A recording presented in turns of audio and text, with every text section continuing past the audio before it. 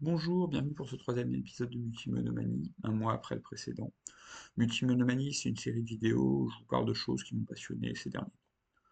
Forcément, un mois, là, ça va faire beaucoup de choses à dire, même en étant un peu sélectif. Donc aujourd'hui, on va essentiellement parler de lecture, mais il y aura un peu de tout après, vous verrez. Donc on va attaquer tout de suite le contenu très dense, et on va parler de ceci. Étoile distante de Roberto Bolaño. Bolano, c'est l'auteur que j'ai dû le plus lire depuis un an. C'est passionnant, j'adore l'essentiel de son boulot. J'ai commencé par du très très gros pavé avec 2066, Les Détectives Sauvages, et petit à petit je récupère tout ce que je trouve dans ma librairie habituelle, et je les dévore. Étoile distante, pour le coup, vous voyez, c'est très court. Ça se veut la biographie d'un poète sud-américain qui totalement psychopathe, qui finit par faire évoluer son art vers des choses criminelles et totalement abjectes. C'est assez court, on retrouve des choses qu'on a vues dans un autre roman de Bolano, un autre roman qui s'appelle La littérature nazie en Amérique. La littérature nazie en Amérique, pour faire une petite digression, c'est des mini-notices biographiques de plein d'écrivains fictifs d'extrême droite, d'Amérique du Sud, et ça vise à décrire un peu tout le panel de l'extrême droite sud-américaine, et même d'Amérique du Nord un peu, des hooligans aux classes les plus aisées. C'est assez sympa, une lecture que je conseille. Et Étoile distante, en fait, ça reprend un de ces, un de ces écrivains, et ça décrit un peu plus sa vie. Je le conseille aussi. Très bon Bolano, très typique de ce que fait Bolano habituellement dans la thématique, dans l'écriture, dans les sujets, dans beaucoup de choses, mais ça se lit beaucoup plus vite que les autres. Donc ça peut, je pense, être une bonne petite porte d'entrée pour Bolano. Je le conseille. Très bonne lecture. Sûrement ma lecture préférée du mois. Mais forcément, avec Bolano, j'ai un gros biais dans j'adore à peu près tout ce qu'il fait. Non, qui m'avait déçu, ça doit être tout. Deuxième lecture, c'est trois romans en un. Paul Auster, la trilogie new-yorkaise. C'est un classique. Je m'attendais à un polar relativement classique dans New York. Et c'est pas du tout ça. C'est totalement barré. Le, le premier roman des trois, par exemple, c'est l'histoire d'un écrivain qui n'a pas réussi à faire sa vie en tant qu'écrivain classique, et du coup qui a commencé à écrire du polar, et qui a commencé petit à petit à s'identifier à son personnage principal. Et petit à petit, il y a une sorte de mélange entre son identité classique, son identité d'auteur de polar, et cet auteur de polar. Et tout d'un coup, il y a un coup de fil qui arrive chez lui, où quelqu'un veut contacter un détective privé, croyant qu'il est détective privé, et qui demande un détective privé sous le nom de Paul Auster. Paul Auster, l'auteur du roman lui-même. Donc ça se lance dans un truc en tordu, et une deuxième histoire tordue derrière, toujours dans ce même roman, sur la langue originelle propre à l'humanité. Et c'est bien barré. Et le deuxième et le troisième sont à la fin. J'ai eu du mal. Alors j'aime bien les trucs un peu tordus. J'adore Bolano, je viens de le dire. Que la trilogie new-yorkaise de Paul Auster, j'ai été au bout, mais c'est pas quelque chose que je conseillerais trop. Donc, une bonne expérience, intéressant de savoir un peu de quoi ça parle. Voilà pour ce qui est roman, mais j'ai lu aussi pas mal de BD ce mois-ci, des choses un peu variées. On va commencer par ça. Le Journal inquiet d'Istanbul, je risque d'écorcher un peu son nom, d'Ersin Karabulut. C'est l'histoire c'est autobiographique. C'est un jeune homme qui grandit à Istanbul et qui est passionné par la bande dessinée franco-belge, la bande dessinée américaine, et qui veut devenir caricaturiste et auteur de BD, en suivant les traces de jeunes caricaturistes de journaux turcs plutôt classés à gauche. Ce qui se passe, c'est que ce jeune homme qui vit dans une famille très, très peu religieuse, dans la lignée d'Atatürk, on va dire. Ça se passe au moment où Erdogan arrive au pouvoir. Et forcément, le contexte est décrit tout du long. Et c'est passionnant. Euh, une lecture que je conseille pour toute personne qui s'intéresse à la BD, à toute personne qui s'intéresse à la Turquie, à l'actualité politique, en particulier ce qui se passe là-bas. Forcément, moi j'ai adoré. Istanbul, c'est une ville qui a une place un peu spéciale dans mon cœur, parce que c'est là où on a fait le voyage de noces avec notre voyage de noces avec mon épouse. Et on retrouve bien l'ambiance de ce que j'avais connu à Istanbul, et ça m'a donné envie d'y retourner. Donc vraiment, Journal inquiet d'Istanbul, si vous le trouvez, ça vaut le coup d'y jeter un œil. Vous pouvez le voir, moi j'ai du sang en bibliothèque. J'ai de la chance d'avoir une bibliothèque, je l'ai déjà dit, qui est très bien fournie en bande dessinée. Et d'un autre genre, j'ai aussi lu ceci. La recomposition des mondes d'Alessandro Pignotti. Je suis pas sûr que ça se prononce comme ça. Désolé pour lui si je me suis trompé. C'est une bande dessinée d'un jeune homme raconté par lui-même lorsqu'il a été vivre un peu dans la ZAD de Notre-Dame-des-Landes. Et le but, c'est vraiment de décrire la vie à Notre-Dame-des-Landes juste avant et au moment de l'évacuation, de la tentative d'évacuation. Un peu après que le projet d'aéroport a été abandonné. C'est assez intéressant, tant sur la vie là-bas que sur les réflexions philosophiques qui se passent de la création de ces communautés, ces zadistes.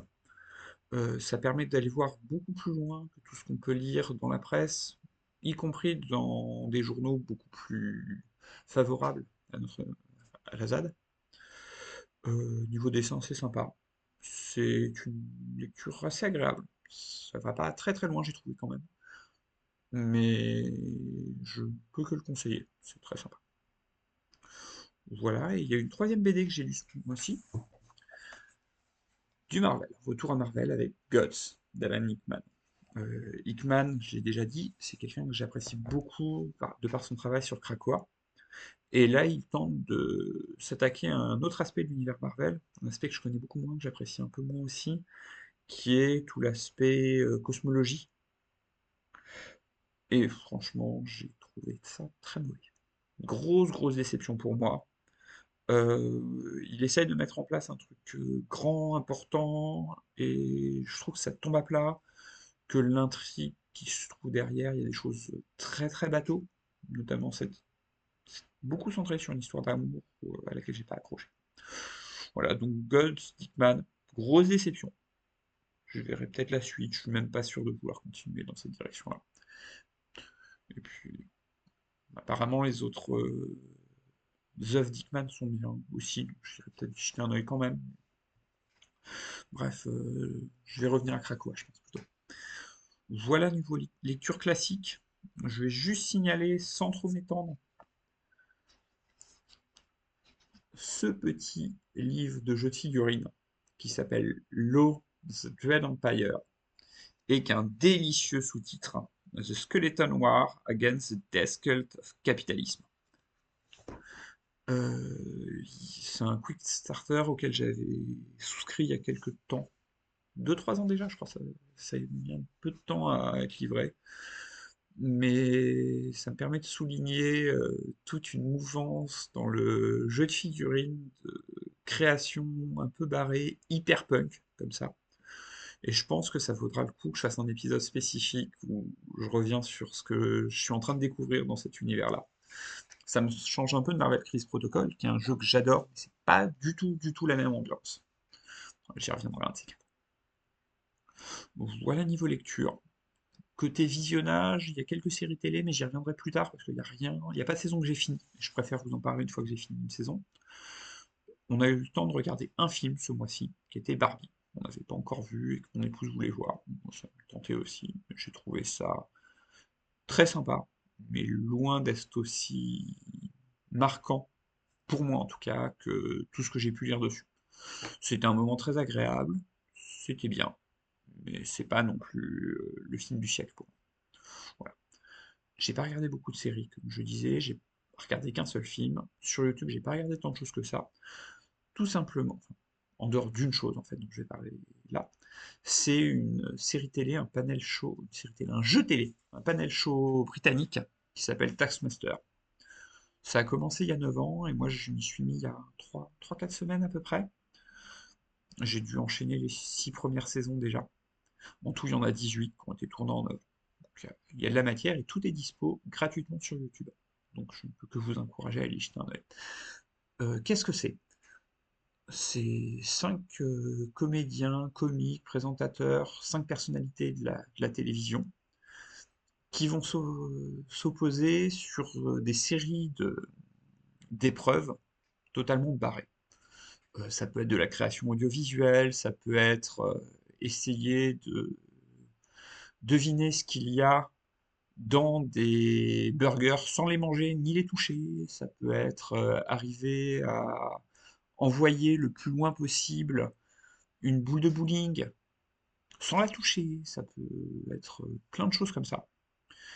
Chaque saison, il y a une série d'épisodes où ils sont opposés, ils récupèrent un lot à la fin de chaque épisode et il y a un lot global à la fin de la saison.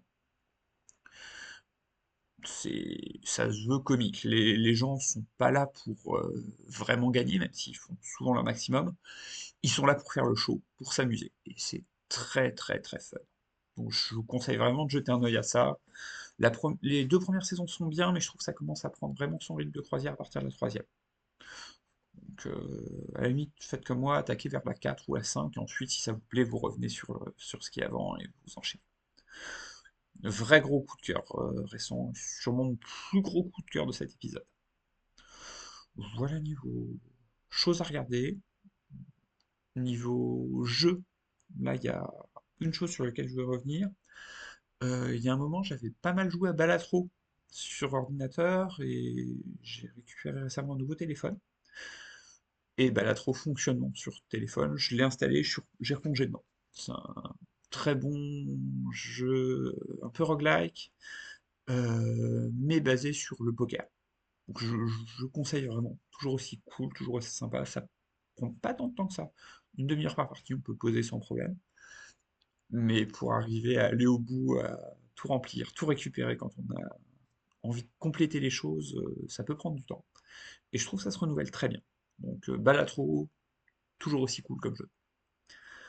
Voilà. Et puis dernière chose, on va revenir sur un peu de catch. Lors du premier épisode, j'avais parlé catch australien. Là, on va parler catch indépendant américain. Un show qui s'est déroulé le 16 novembre et qui est disponible entièrement sur YouTube. C'est le King of Indies 2024, organisé par la Pro Wrestling Revolution et West Coast Pro. West Coast Pro, c'est une des petites fédés indé américaines qui est en train d'exploser en ce moment, notamment grâce à Chris Hero qui est au booking. Et là, en gros, c'est un tournoi sur un seul show.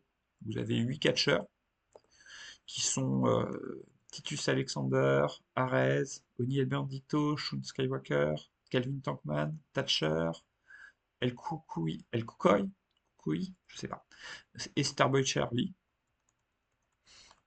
Et en tout, vous avez 7 matchs pour le tournoi et un 3 contre 3 hors tournoi. Le 3 contre 3 vous moyennement le coupe, mais les matchs du tournoi sont très très sympas, en particulier le boulot de Calvin Torkman et celui de Titus Alexander. Et si j'avais 2 matchs à retenir, je vous conseillerais vraiment la finale, qui est très très bien. Et le match de premier tour entre Calvin Tankman et Timothy Thatcher. Déjà, voir les deux s'affronter, pour moi, ça, de base un grand plaisir, mais là, il délivre un très très chouette brawl que je ne peux que vous conseiller. Voilà, en gros, c'est des matchs entre 8 et 12 minutes, je crois, pour le plus long. 13 minutes. C'est assez court, mais on voit pas le temps de passer, on peut bien enchaîner l'ensemble du tournoi. Puis une bonne petite recommandation, une bonne petite perle qui vaut le coup et qui permet de découvrir des profils assez intéressants, assez variés, et dans le lot, il y a fort à parier que on va vite retrouver certains d'entre eux dans les plus grosses fédérations américaines. Starboy Charlie, Titus Alexander, c'est sûr que ça va être signé à un moment. Calvin Tankman, j'espère vraiment que un jour quelqu'un va tenter le coup. Parce que il me rappelle un peu Fatou sur certains éléments. On voit à quel point Fatou il est en train d'exploser à la WWE. Et Tankman, ça peut être le même genre de profil. Et puis voir Timothy Thatcher, c'est toujours un plaisir. Et Sean Skywalker, il a 28 ans déjà, je pensais qu'il était un peu plus jeune que ça, mais c'est un excellent catcheur. Toujours un plaisir à voir lui aussi. Voilà, c'est tout ce dont j'avais envie de parler aujourd'hui. Maintenant, il ne me reste plus qu'à vous souhaiter une bonne journée et je vous dire à bientôt peut-être pour un potentiel quatrième épisode dans ces jours.